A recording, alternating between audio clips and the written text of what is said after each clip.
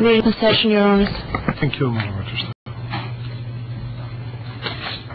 I'm not going to go through all the detail of normalisation, which is adequately set out in the defence final brief.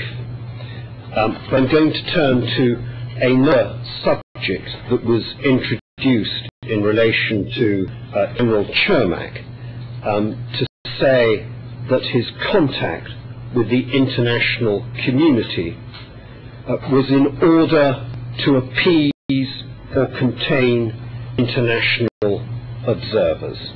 Paragraph 289 of the prosecution final brief, and as stated by Mr. Carrier.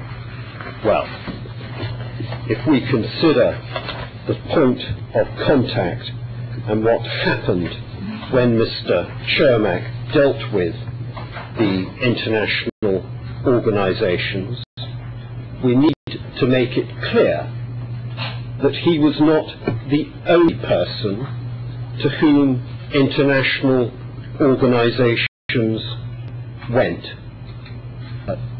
Canine Police Book D57 logs reports of crimes from UNCRO.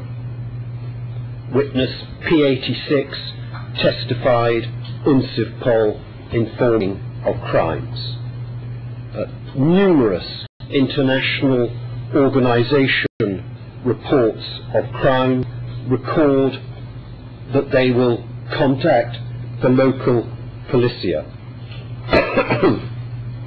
P11, P226, P232, P234, P235, P238, P247, P251, P260, P262.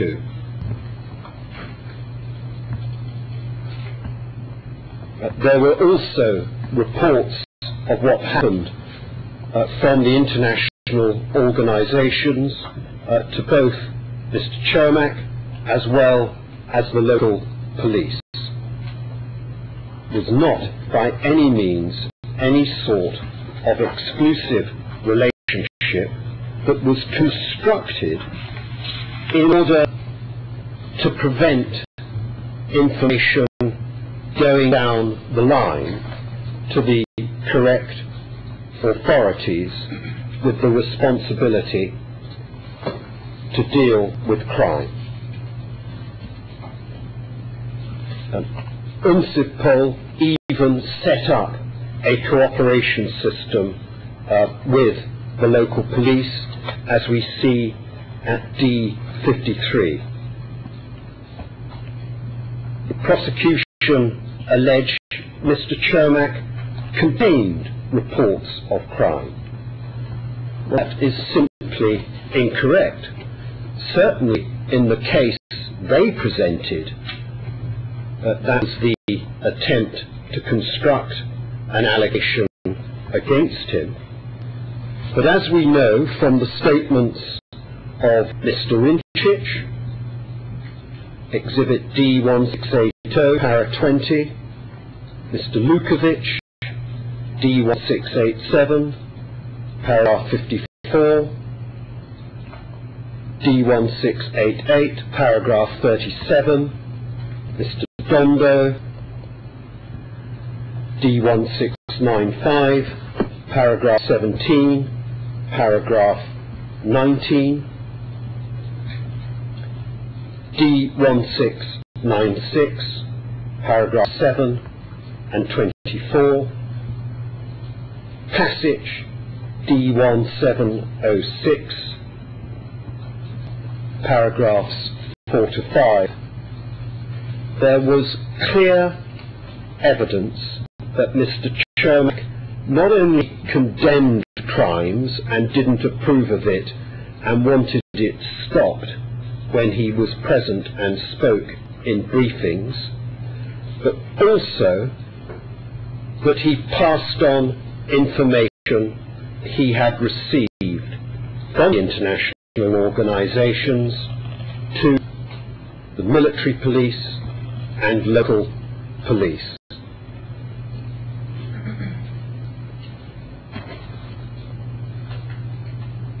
So, these key allegations of appeasement containing filtering reports to prevent and soak up just within himself what he was being told by international observers is simply not made out on the evidence. Not only that, we have seen letters from Mr. Čermák passing on information of a report of crimes from the International Red Cross, from Mr. Forand, from whomsoever, sending them as letters to Mr. Romich, to Mr. Cetina. D1756 is even marked Cetina urgent. That's not the conduct of a man preventing the flow of information, doing nothing about it. That is the conduct of a man fulfilling the proper tasks of a citizen as he was supposed to do, and which he complied with. Now, the allegation that he was preventing information from getting to the Croatian forces or the Croatian authorities, be they the Ministry of Interior or elsewhere, simply doesn't hang together when one considers the voluminous number of orders to stop crime set out in the Čermák Defence Annex A of the final brief, where information was certainly going to the highest authorities that there was trouble in the area. Constructing this case in a way to make it totally centred around Mr. Čermák in Knin is a disservice to the evidence.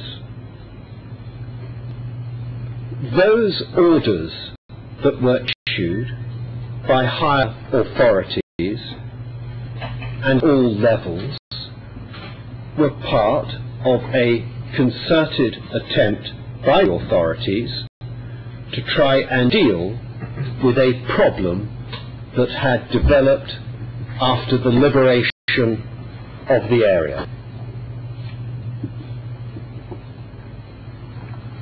And it is simply wrong to try and make it a picture that General Čermák was preventing information from passing freely. It was simply not the case.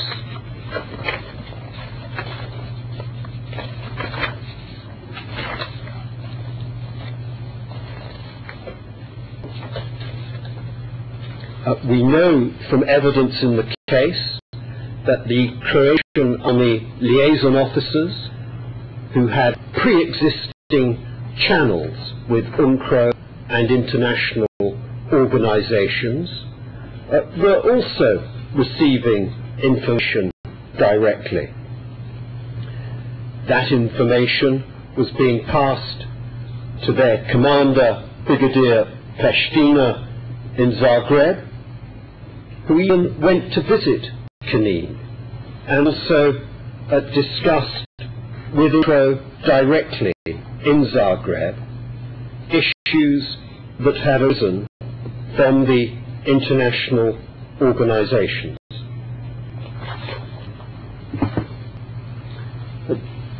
General Čermák's willingness to help, and that's what he said to Mr. Vedriš when he told him he was going down to Knin, "I'm going to help," and his willingness to go and see the international community has an utterly reasonable explanation we submit cannot